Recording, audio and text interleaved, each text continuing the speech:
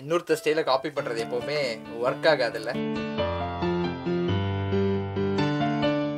But on the other side நீங்கள் phobia அப்படின்னு பார்த்தீங்கன்னா நிறைய பேருக்கு வந்து இந்த பேய், இருட்டு, தனிமை அதெல்லாம் ரொம்ப பயப்படுவாங்க.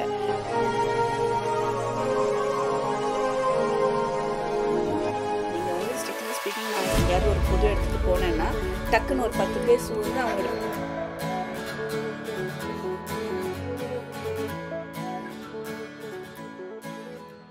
மிர்ச்சி தமிழ் நேயர்களுக்கு வணக்கம். அண்ட் இந்த நவராத்திரி வந்து ஒவ்வொரு நாளும் ஒவ்வொரு பர்சனை வந்து நம்ம மீட் பண்ணிட்டு இருக்கோம். அண்ட் இன்னைக்கு வந்து சைக்காலஜிஸ்ட் அபிலாஷா மேம் இருக்காங்க. மேம் வணக்கம் and welcome to Mirchi once again. And நிறைய ட்ரைட்ஸ் வந்து இருக்கும்.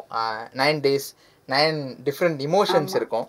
ஸோ நான் வந்து இன்னைக்கு இந்த ஃபியர்லேருந்து இருக்கணும் அப்படின்னு ஸ்டார்ட் பண்ண நினைக்கிறேன். அதுக்கு ரைட் பர்சன் உங்ககிட்ட பேசும்போது தெரிஞ்சுது. ஒரு சைக்காலஜிஸ்டாக வந்து நிறைய பேர் மீட் பண்ணியிருப்பீங்க. காமனாக மக்கள் எந்த விஷயத்துக்கு வந்து பயப்படுவாங்கன்னு உங்களுக்கு தெரியுமா?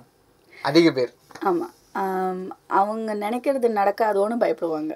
ரொம்ப சிம்பிளாக சொல்லணும்னா எவ்ரிடே அது. But on the other side நீங்கள் ஃபோபியா அப்படின்னு பார்த்தீங்கன்னா நிறைய பேருக்கு வந்து இந்த பேய், இருட்டு, தனிமை அதெல்லாம் ரொம்ப பயப்படுவாங்க.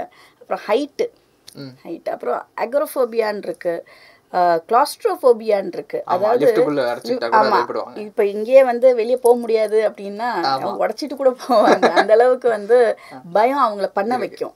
ஸோ பயம்னு பார்த்தீங்கன்னா நம்ம ஒரு குழந்தை பிறந்ததுலேருந்தே அதுக்கு பயம் ஆரம்பிச்சிடும். ஸோ மிரட்டுறோம், இல்லை அது நினைக்கிறது நடக்கலை, அதுக்கிட்டேருந்து ஒன்று எடுக்கிறீங்க அப்படின்னா அங்கேயே அதுக்கு பயம் வந்துடும், ஏதோ என்கிட்டேருந்து பறிக்கப்படுது அப்படின்றது. ஸோ குழந்தையிலேருந்தே வந்து மனுஷனுக்கு பயம் உண்டு. அது கடைசி காலத்தில் இன்னும் ஜாஸ்தி தான் ஆகும். இன்ஃபேக்ட் வந்து வயதானவர்கள் மத்தியில் வந்து டெத் ஆங்ஸைட்டின்னு சொல்லிட்டு ஒரு பர்டிகுலர் ஃபியர் இருக்குது. என்ன மாதிரி முடிவு வருமோ அப்படின்ற ஒரு பயம். ஸோ த்ரூ அவுட் நீங்கள் பயத்தோட தான் இருக்கணும், பயத்தோடயே தான் இருக்கணும். பட் நீங்கள் இப்போ இந்த பேரண்டிங் சொன்னீங்கல்ல, அந்த பேரண்டிங் வந்து நம்ம இருந்த டைமில் வேறு மாதிரி இருந்துச்சு பேரண்டிங். பட் இப்போ அதோடைய நான் அந்த எவல்யூஷன் ப்ராசஸை நான் பார்க்குறேன். நிறைய டீச் பண்ணிட்டு இருக்காங்க. இன்ஸ்டாவில் கூட வந்து பார்த்தீங்கன்னா நிறைய இந்த மாம் இன்ஃப்ளூயன்சஸ்லாம் வந்துட்டாங்க. அது எந்த வகையில் ஹெல்ப் பண்ணுதுன்னு நினைக்கிறீங்க? நம்ம கரெக்டான ரூட்டில் போகிறோமா? அந்த விதத்தில் சொல்கிறேன், லைக் பேரண்டிங்காக நான் கேட்குறேன். எனக்கு தெரிஞ்சு டூ மச் ஆஃப் இன்ஃபர்மேஷனும் நாட் குட்னு தான் நினைக்கிறேன்.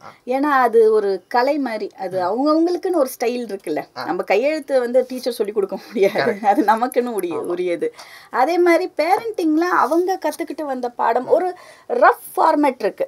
குழந்தைகளுக்கு பாதுகாப்பு கொடுக்கணும், அன்பு கொடுக்கணும், அரவணைப்பு கொடுக்கணும், அவங்களுக்கு சரியான கைடன்ஸ் கொடுக்கணும். இதெல்லாம் வந்து பேரண்டிங்ல எல்லாரும் பண்ண வேண்டியது. ஆனால் டிப்பிக்கலாக ஒருத்தவங்களை பார்த்து காப்பி அடித்து யாருமே பேரண்டிங் பண்ண முடியாது. இன்ஃபேக்ட் நம்ம அப்பா அம்மா நம்மளை வளர்த்த மாதிரி கூட நம்ம பிள்ளைங்களை வளர்க்க முடியாது. ஏன்னா சிச்சுவேஷன் மாறுது, காலங்கள் மாறுது. இப்போ எஸ்பெஷலி இப்போ இருக்கிற ஜென்ரேஷனுக்கு too much of exposure on electronic gadgets வந்துருச்சு. முன்னாடி இந்த ஜென்ரேஷனுக்கு அது கிடையாது. நிறையா நேச்சரோட விளையாடுற பழக்கம் வந்துச்சு. ஸோ பேரண்டிங் பொறுத்த வரைக்கும் too much of feeding is not healthy. நீங்கள் உங்கள் ஸ்டைல் பட் ஒரு ஜென்ரல் ஃபார்மேட் வச்சு அதில் உங்கள் ஸ்டைலை ஃபார்மேட் பண்ணி போங்க. எஸ், இன்னொருத்த ஸ்டைலை காப்பி பண்ணுறது எப்போவுமே ஒர்க் ஆகாதுல்ல பேரண்டிங் பொறுத்த வரைக்கும். அண்ட் இந்த ஃபியர்ஸ்லாம் பற்றி பேசிகிட்டு இருந்தோம்ல, இப்போ ஒருத்தர் வந்து ஒரு விஷயம் வந்து கோத்ரூ பண்ணுறாங்கன்னு வச்சுக்கோங்க. இப்போ நானே ஒரு விஷயம், எனக்கு ஒரு பயம் இருக்குது. நான் வந்து ஒரு சைக்காலஜிஸ்ட் கிட்ட போகணும் அப்படின்னு நினைக்கும் போது ஏதோ ஒரு வால் என்னை வந்து தடுத்து நிப்பாட்டும். மேபி பக்கத்து வீட்டுக்காரன் பார்த்துட்டானா, எதிர் வீட்டுக்காரன் பார்த்துட்டானா என்ன நினைப்பான் அப்படின்னு. ஏன் அந்த பயம் எனக்குள்ளே இருக்குது? நான் ஜென்ரல் ஹியூமனுக்கே அது கேட்குறேன். எல்லாருக்குமே ஹெல்ப் வேணும். நீங்கள் வந்து ஸ்ட்ரிக்ட்லி ஸ்பீக்கிங் நான் எங்கேயாவது ஒரு பொது இடத்துக்கு போனேன்னா டக்குன்னு ஒரு 10 பேர் சூழ்ந்து அவங்களுடைய டவுட்ஸ் கேட்பாங்க. அதில் பாதி பேர் பயத்தை பற்றி, எனக்கு இது பயமாக இருக்குது, என் பையன் ஃபாரினில் படிக்கிறான் எனக்கு பயமாக இருக்குது, இல்லாட்டி என் பொண்ணு கல்யாணம் பண்ண போகிறேன் பயமாக இருக்குது. எல்லாருக்குமே இருக்கிற விஷயங்கள் தான். ஆனால் நீங்கள் சொசைட்டிக்குன்னு ஒரு டேபு ஒன்று இருக்குது, அதுதான் இங்கே பிரச்சனை. ஸோ நிறைய டேபூஸ் இருக்குன்னு வைங்களேன். இப்போ ஆண்கள் அழக்கூடாது அப்படின்னு ஒரு டேபு இருக்கு. ஏன் அழக்கூடாது? அவங்களுக்கும் வந்து டியர் கிளாண்ட் இருக்கு, பிரச்சனை 1000 இருக்கு, அதனால அவங்களும் தான் அழணும். இந்த மாதிரி கட்டுப்பாடுகள் விதிச்சு விதிச்சு விதிச்சு ஒரு ஸ்டேஜ்ல ஏன் இந்த கட்டுப்பாடுன்னே தெரியாம அதை பிளைண்டா ஃபாலோ பண்ணிட்டு வராங்க. அதுக்கப்புறம் ஏன் போகக்கூடாது உட்காந்து யோசிச்சிங்கன்னா புரியாம ஏன் போகக்கூடாது அப்படின்னு கேட்கலாம். ஆனா நம்மள போகக்கூடாதோ, இவங்க என்ன நினைப்பாங்க, அவங்க என்ன நினைப்பாங்க, சொந்தக்காரங்க என்ன நினைப்பாங்க. மெயின் பயம் என்னன்னா whether they will label them as insane, mentally unwell சிக்கு இப்படின்னு சொல்லிடுவாங்களோன்ற பயம் தான் மெஜாரிட்டி. பட் என்னை பொறுத்த வரைக்கும் அது அப்ளிகபிள் டு எல்லாமே தானே. இப்போ சுகர் வருது, ஹார்ட் இஷ்யூஸ் வருது, அதுக்காக வந்து ஐயோ அவங்களாம் நோயாளின்னு சொல்லிடுவாங்க, வீட்லையா இருக்கோம், உடனே போய் டாக்டரை பார்த்து அதுக்கு என்ன தேவையோ அதை பண்ணுறோம். அதே தான் இங்கேயும். ஏன்னா மனுஷன்னு இருந்தால் மனசுன்னு ஒன்று இருக்கும், மனசுன்னு இருந்தால் அதில் பிரச்சனைகள்னு இருக்க தான் செய்யும், அந்த பிரச்சனைகள் இருந்தால் அதுக்கு சொல்யூஷன் ஒன்றும் இருக்க தான் செய்யும். அதை தேடி நம்ம தான் போகணும். அது இவங்க என்ன நினைப்பாங்க அவங்க என்ன நினைப்பாங்கன்னு மிஸ் பண்ணோம்னா நம்ம தான் சஃபர் பண்ண வேண்டியிருக்கும். there is no problem without solution. Absolutely. And நிறைய பேஷண்ட்ஸை நீங்கள் மீட் பண்ணும்போது உள்ளுக்குள்ள நிறைய சீக்ரெட்ஸ் உங்களுக்குள்ளே இருந்துகிட்டே இருக்கும்ல. அது ஒரு ஒரு என்ன சொல்ல, அது ஒரு பெரிய டேலண்ட் தான். இங்கே வாங்கி அங்கே நிறைய பேர் விட்டுருவாங்க அந்த சீக்ரெட்லாம். அதை ஹோல்ட் பண்ணணும். அதுவும் டெய்லி நிறைய பேஷண்ட்ஸ் பார்க்கும்போது எல்லாத்தையும் எப்படி மேம் ஹோல்ட் பண்ணி வச்சுக்கிறீங்க எல்லா சீக்ரெட்ஸையுமே? நிறைய இருக்கிறதுனால வெளியே விட அவசியம் இல்லை. டூ மச்சா இருக்கிறதுனால லாக்கர்ல அங்கங்க நம்ம சேவ் பண்ணிடுற மாதிரி பண்ணிடுறோம். இல்லை அது மாத்திரம் இல்லை, எவ்ரிடே நான் பார்த்துட்டே தானே இருக்கேன். எனக்கு அதை வெளியே சொல்றதுக்கு எனக்கு டைமோ ஸ்பேஸோ இல்லை, அதான் உண்மை. அதுக்குள்ள அடுத்தது வந்துடும், புது சரக்கு வந்துட்டே இருக்கும். ரெண்டாவது விஷயம், நம்மளை நம்பி சொல்றாங்க. சரி, நான் எப்பவுமே என்னுடைய பேஷண்ட்ஸ்க்கு சொல்றது என்னன்னா, இந்த பேரண்ட்ஸ் தான் இங்க பிரச்சனையே. டீனேஜர்ஸ் வந்து என்கிட்ட ஒரு சீக்ரெட்டை சொல்லுவாங்க. எனக்கு ஒரு பாய் ஃப்ரெண்ட் இருக்கு, கேர்ள் ஃப்ரெண்ட் இருக்கு, ஏதாவது ஒரு சீக்ரெட் சொல்லுவாங்க. எனக்கு நான் லைட்டாக இப்போ தான் ஸ்மோக்கிங் பண்ண ஆரம்பிக்கிறேன் அப்படிலாம் ஏதாவது சொல்லுவாங்க. அதுக்கு நான் அவங்களுக்கு கைட் பண்ணுவேன், அது வேற விஷயம், டோன்ட் டூ இட்னு சொல்லுவேன்.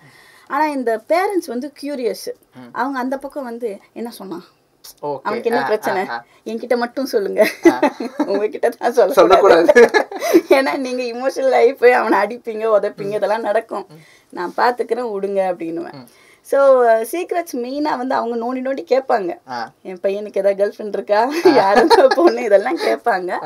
பட் நம்ம அதை சொன்னோன்னா என்ன இங்கே பின்விளைவுனா சொல்லலாம், என்ன பண்ணிட முடியும். ஆனால் அந்த குழந்தைக்கு, அந்த whoever that person is, நாளைக்கு யார் மேலேயுமே நம்பிக்கை வராமல் போயிடும். ட்ரஸ்ட் இஷ்யூ வந்துடும்.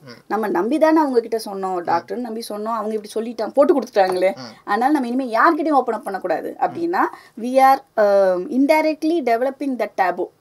அப்போ நம்ம அது கரெக்டு, நம்ம சீக்கிரட்ஸ் யார்கிட்டையும் சொன்னால் நம்ம மாட்டிக்குவோம் அப்படின்றத நம்ம எஸ்டாப்ளிஷ் பண்ணுறோம். சரி, நம்ம ஒரு கிளினிக்கல் செட்டப்பில் ஒரு ப்ரொஃபஷனலாக நம்ம ஹேண்டில் பண்ணும்போது நம்ம கிட்ட சொல்லப்படுற விஷயத்த நம்ம பாதுகாக்கணும். அது வந்து எங்களுடைய ஒன் ஆஃப் தி எத்திக்ஸில் வருது. So confidentiality is main. Secrecy maintain பண்ணுறது ரொம்ப முக்கியம். அண்ட் நான் ஜட்ஜ்மெண்டலாக இருக்கிறது. இப்போ ஒரு பையன் வந்து ஒன்று சொல்கிறான், நான் வந்து 10 கேர்ள் ஃப்ரெண்ட் இருக்குது அப்படின்னு சொன்னான்னா அப்படியா தான் கேட்டுக்கணுமே ஒழிய, அடப்பாவே என்னடா 10 கேர்ள் ஃப்ரெண்ட் வச்சிருக்கேன் அப்படின்னு நான் சொல்லக்கூடாது. ஏன்னா அது அவனை வந்து டீக்ரேட் பண்ணும், அவனை வந்து அவனையே அவனுடைய செல்ஃப் வர்த்தை கேள்வி கேட்குற மாதிரி பண்ணிடும். அதனால் அது நம்ம பண்ணக்கூடாது. we should help him. அவனுக்கு வந்து எப்படி அதுலேருந்து வெளியே வரணும், என்ன பிரச்சனைன்றதை அவனையே கண்டுபிடிக்க வச்சு அவனையே அவனை ஹெல்ப் பண்ண வைக்கிறது தான் ஆக்சுவலாக கவுன்சிலிங். இங்கே கவுன்சிலிங், தெரப்பி இதெல்லாம் தப்பாக பார்க்கப்படுது. எல்லாரும் வந்து சும்மா கதை பேசுறது. சில நேற்று கூட ஒரு பேரண்ட் என்கிட்ட சொன்னாங்க, என் ஃபேமிலியில் இருக்க எல்லாருக்கும் நான் தான் மேடம் கவுன்சிலிங் பண்ணுவேன் அப்படின்னு. எனக்கு சிரிக்கிறதா அழகாதா தெரியல.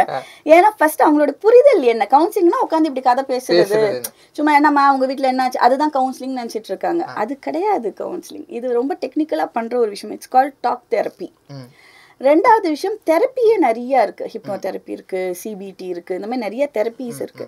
ஸோ ஒரு பிரச்சனைனா மெடிசனுக்கு தான் எல்லாரும் மோஸ்ட்லி பயப்படுவாங்க, சைக்காட்ரிக் மெடிசன் எடுக்கணுமா அப்படின்னு.